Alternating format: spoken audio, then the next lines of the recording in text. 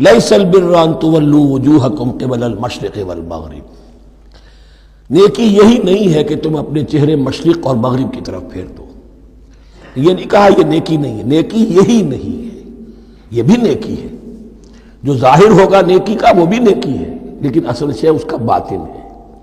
باطن صحیح ہے، نیک ہے، تو حقیقت میں نیکی نیک ہے، ورنہ نہیں. وَلَٰكِنَّ الْبِرَّ، بلکہ نیکی تو اس کی ہے. اب یہاں سے شروع ہوا جو نیکی کی جڑ ہے، بنیاد ہے. من آمن باللہ والیوم الآخر والملائکۃ والکتاب والنبیین، سب سے پہلے ایمان، تاکہ تصحیح نیت ہو جائے. یہ جو ایمان لائے اللہ پر، یعنی جو نیکی کر رہا ہے صرف اللہ سے اجر کا طالب ہے. والیوم الآخر، اور قیامت کے دن پر کہ اس کا کوئی اجر دنیا میں نہیں، صرف آخرت میں مطلوب ہے. ورنہ آدمی سوداگری کرے، دکانداری کرے، کپڑا بیچے، کچھ اور بیچے، دین تو نہ بیچے.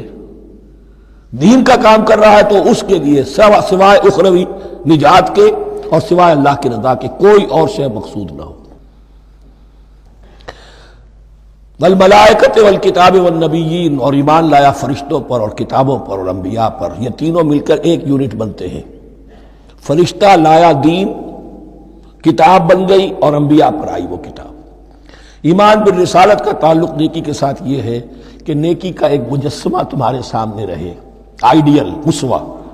ایسا نہ ہو کہ اونچ نیچ ہو جائے. نیکیوں میں بھی ایسا ہوتا ہے، کچھ جذبات میں ایک طرف کو نکل گیا، کچھ جذبات میں ایک طرف کو نکل گیا. اس گمراہی سے بچنے کی ایک شکل ہے کہ ایک مجسمہ مکمل، ایک اسوہ کاملہ سامنے ہو جس میں معتدل ہو تمام چیزیں. اور وہ ہمارے لیے اسوہ کاملہ محمد الرسول اللہ کی شخصیت ہے. نیکی کے ظاہر کے لیے ہم انہیں معیار سمجھیں گے. جو شے جتنی ان کی سیرت میں ہے اس سے زیادہ نہ ہو، اس سے کم نہ ہو. کوشش یہ ہو، آئیڈیل یہ ہو کہ بالکل انسان حضور صلی اللہ علیہ وسلم کے اسوہ کاملہ کی پیروی کرے. وَلَٰكِنَّ الْبِرَّ مَنْ آمَنَ بِاللَّهِ وَالْيَوْمِ الْآخِرِ وَالْمَلَائِكَةِ وَالْكِتَابِ وَالنَّبِيِّينَ وَآتَى الْمَالَ عَلَىٰ حُبِّهِ ذَوِي الْقُرْبَىٰ وَالْيَتَامَىٰ وَالْمَسَاكِينَ وَابْنَ السَّبِيلِ، اور دیا اس نے مال یا دے وہ مال اس کی محبت کے علی الرغم، علی حبہ اللہ کی طرف نہیں ہے، علی حب المال، علی الرغم مال محبوب ہے پھر بھی وہ خرچ کر رہا ہے. ذوی القربہ قرابت داروں پر، والیتامہ یتیموں پر، والمساکین محتاجوں پر، وابن السبیل مسافر پر، والسائلین اور مانگنے والوں پر، وفی الرقاب اور لوگوں کی گردنیں چھڑانے میں. گویا کہ نیکی کے مظہر میں اولین مظہر یہ ہے انسانی ہمدردی. اگر یہ نہیں ہے تو نیکی نہیں ہے. عبادات کے انبار لگے ہوں اور دل میں شقاوت ہو، انسان کو حاجت میں دیکھ کر دل نہ پسیجے، کسی کو تکلیف میں دیکھ کر تجوری کی طرف ہاتھ نہ بڑھے حالانکہ تجوری میں مال موجود ہو، تو وہ دین کی روح سے بالکل خالی ہے. یا آپ سورہ آل عمران میں پڑھیں گے، لن تنالوا البر حتى تنفقوا مما تحبون، تم نیکی کے مقام کو پہنچ ہی نہیں سکتے جب تک کہ خرچ نہ کرو اس میں سے جو تمہیں پسند ہے. جس سے طبیعت گھبرا گئی، اکتا گئی، کپڑے میں جو بوسیدہ ہو گئے وہ دے دیے، حاتم طائی کی قبر کو لات مار دی، وہ نہیں. جو شے پسند ہے اگر اس میں سے نہیں دیتے تو نیکی کو پہنچ بھی نہیں سکتے، تمہیں ہوا بھی نہیں لگے گی. وَأَقَامَ الصَّلَاةَ وَآتَى الزَّكَاةَ، دیکھیے نماز اور زکوٰۃ اب آ رہے ہیں. یہ ہے حکمت دین کہ ایک ہے روح دین، وہ ہے ایمان، اور جو اس کے مظاہر ہے، مظہر اول انسانی ہمدردی،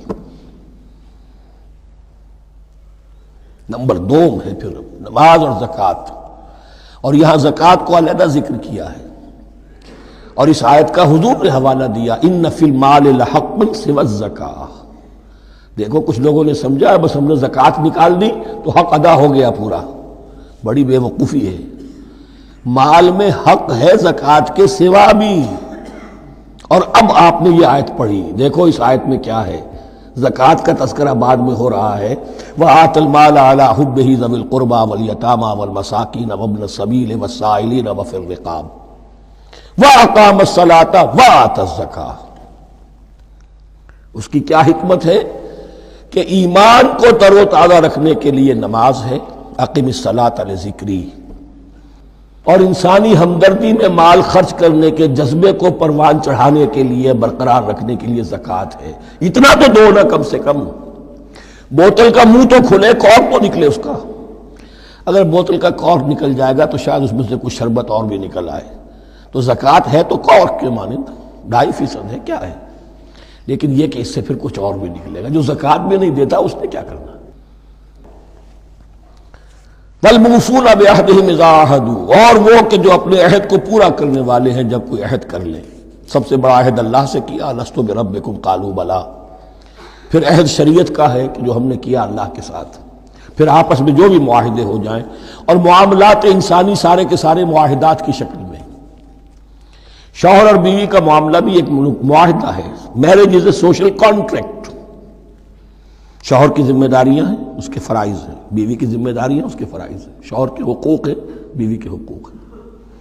پھر جو بھی امپلائر امپلائی ریلیشن شپ ہے، معاہدہ ہے، کانٹریکٹ ہے۔ جو ہمارا آپ کا پولیٹیکل سسٹم ہے وہ بھی معاہدوں کے اوپر مبنی ہے۔ بڑا بزنس جو ہے وہ کانٹریکٹ میں چلتا ہے۔ تو اگر ایک چیز پیدا ہو جائے کہ جو عہد کر لیا ہے اسے پورا کرنا ہے، تو ساری اسٹریم لائننگ ہو جائے گی تمام معاملات کی۔ وَالْمُوفُونَ بِعَهْدِهِمْ إِذَا عَاهَدُوا وَالصَّابِرِينَ فِي الْبَأْسَاءِ وَالضَّرَّاءِ وَحِينَ الْبَأْسِ، اور خاص طور پر صبر کرنے والے فقر و فاقہ میں، جنگ کی حالت میں اور تکلیف میں۔ یعنی ایک نیکی ہے بدھ مت کے بھکشوؤں کی نیکی، ایک نیکی یہ ہے، یہ نیکی باطل کو چیلنج کرتی ہے، یہ نیکی خانقاہوں تک محدود نہیں ہوتی، یہ نیکی صرف انفرادی سطح تک محدود نہیں رہتی۔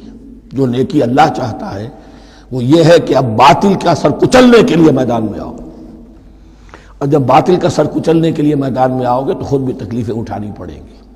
صحابہ کرام کو بھی جانیں دینی پڑی ہیں، سینکڑوں صحابہ نے جام شہادت نوش کیا۔ تو آخری چوٹی کیا ہے؟ گویا کہ سمم بونم جس کو کہتے ہیں ایتھکس کے اندر، کہ اس نظریہ اخلاق میں سب سے اونچی منزل کون سی ہے؟ وہ سمم بونم جو ہے اسلام کا، والصابرین فی البأساء والضراء وحین الباس ولا تقولوا لمن يقتل فی سبیل اللہ اموات بل احیاء ولکن لا تشعرون۔ وہ آیت یاد کر لیجیے، اولئک الذین صدقوا، یہ ہے لوگ جو سچے ہیں۔ دعوت و نیکوکاری کا بہت سو کو ہے، یہ ہے وہ لوگ کہ جو سچے ہیں۔ وَأُولَٰئِكَ هُمُ الْمُتَّقُونَ، اور یہی حقیقت میں متقی ہیں۔ تمہارے ذہنوں میں کوئی اور نقشے بیٹھے ہوئے ہیں، کوئی لباس ہے، وضاقتہ ہے، بس یہ بڑا متقی آدمی ہے۔ تقویٰ اس کا نام ہے، یعنی یہ پوری انسانی شخصیت کا ایک حیولہ ہے، ایک پوری انسانیت کا ایک فرد کا نقشہ کھینچ دیا گیا کیریکٹر کا، جس کے اندر روح ایمان اور خارج میں اس ترتیب کے ساتھ دین کی یہ تقاضے اور نیکی کے یہ مظاہر موجود ہیں۔ اللہم ربنا اجعلنا منہم، اللہم ربنا اجعلنا منہم۔ اب اس کے بعد کچھ وہی جو معاملات انسانی ہیں اس پر اب بحث، جیسا کہ میں نے کہا تھا کہ ایک لڑی ہے شریعت کی، معاملات کی۔ یہ تو بڑے بڑے پھول جو تھے، آیت الآیات اور آیت البر،